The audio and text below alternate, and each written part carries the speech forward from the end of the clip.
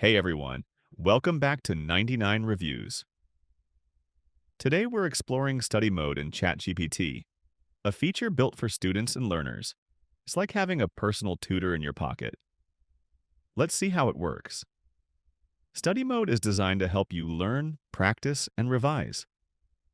Instead of just giving answers, ChatGPT explains concepts, quizzes you, and even summarizes chapters into bite-sized notes. Think of it as your AI study buddy that adapts to your style. Here's how to use it. Open ChatGPT and select Study Mode. Enter your subject, like Help Me Study Physics Chapter 3. ChatGPT then creates a mini learning plan with explanations, examples, and practice questions. Stuck somewhere?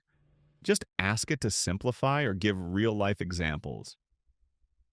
Some standout features include instant quizzes to test your memory, step-by-step explanations for tough problems, flashcards and summaries for quick revision, adaptive learning so it adjusts to how you study, pro tips to get the best results, ask ChatGPT to quiz you instead of just reading, use daily review sessions for revision, request analogies like explain this as if I'm 12 for tricky concepts.